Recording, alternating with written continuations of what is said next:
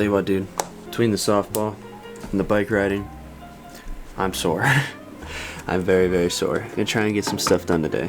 Figure out some possible part-time work here for the season.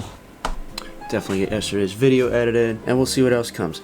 My dad had a good idea last night. He said to supplement these longer form videos, uploading like a shorter version or a cut-up version for a reel, which I think is a really good idea.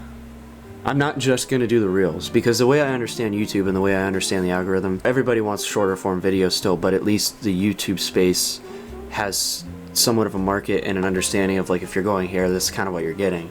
And it holds the videos longer. Like on TikTok, if you post a video today, there's no chance of it getting picked up 3 days from now. Like if it doesn't happen today, it's not gonna happen. But YouTube, you never really know what might happen there because it's held and the algorithm continuously works. So I like that. I just think the shorts and the reels end up getting more viewers and more traffic to the channel. So I'm gonna try doing that with the videos. See how it works. Don't mind my hair, it's crazy. But CapCut has this really cool feature where it takes your long form video and makes them short form. And I'm gonna try using that, experimenting with that for the idea of uploading some of the shorts. I think it can be pretty cool. I messed around with it. I still need to learn a couple things, but the overall premise is it kind of takes highlights from your video based on whatever the AI has been fed. It takes whatever it thinks is going to be engaging or a good hook or something that might have a good structure to it, and it kind of cuts it together and captions it. It's kind of neat. Like I said, I have to mess around with it some more. So I did my research, my looking around, as I'm watching the tribe not do too hot, and I finally found something that I think would probably work out. I applied to Swenson's, for any of you that live in Ohio, and I think that would be a fun little side gig. I've always absolutely loved their food, and I don't know, running around in cars, I know I'm good in customer service, and I've obviously handled a lot worse than that, working at the other places and handling full floors by myself and things like that. You know, it's just on paper it makes sense, but we'll have to see, because sometimes people get real hung up. They'll throw candidates away just because their availability is not what they want, or maybe it's just right person, wrong time. So I'm really hoping, I'm sure by the time this comes out I'll have heard from them, but I'm really hoping that that kind of works out. And I know I'm asking a lot, but that would be really neat. Alright, time to shoot some more promo vids. And I'm going to time-lapse this, not because it's a cop-out. I never know, what's your opinion on the time-lapse versus just like quick cuts versus just telling you about it after the fact? You know what I'm saying? Like there's so many different ways, and I try and experiment with all of them. But I'm curious to see what your guys' opinion is on the consumability of the content in whatever way I package it. Yeah, big words. I'm going to do a time-lapse this time just because I want you guys to see. These are going to be like maybe 10-20 second clips that I'm going to do, and you just need to see how much of a pain in the ass this is. It's nuts, but hopefully it'll be worth it. So I'm kind of in this weird spot with my guitar playing. I'm like kind of hitting a plateau. I'm in, one of those zones. And so I've been trying to think of different creative ways to try and expand my knowledge of the fretboard and just feeling more comfortable. I never really wanted to be one of those technical players where all the scales and all that stuff.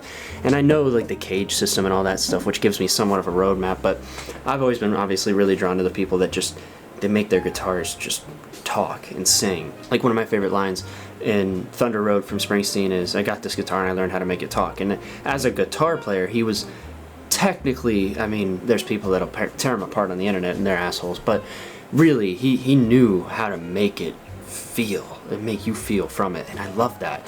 Long story short, what I've discovered is I'm trying to play along with other songs that I like, or songs that I like different melodies in, and I'm trying to play note for note with the overall lead singing melody. For instance, instead of trying to fill in the little holes or whatever, I'm just listening through these songs and just going through and trying to find where their voices go, because that's essentially a big part of learning that side of things. Is if you can make a melody, a fluid feeling audible melody from a guitar, I feel like then the soloing, the improv, and the accent pieces and all of that will seem a lot clearer, because the roadmap will be from the melody or from your toolbox of melodies and licks instead of from what technically makes sense. Is that making sense? It makes sense to me. I'm terrible at explaining it, but I want to keep working on that. Okay, so here's another thing I just realized. I was talking to my mom. I've put out a song, I believe it was a couple years ago. I don't know, it wasn't that long ago. And I've released a song, it's out there, it's called Waiting. I did it with another producer, things didn't really work out. And so it's out there.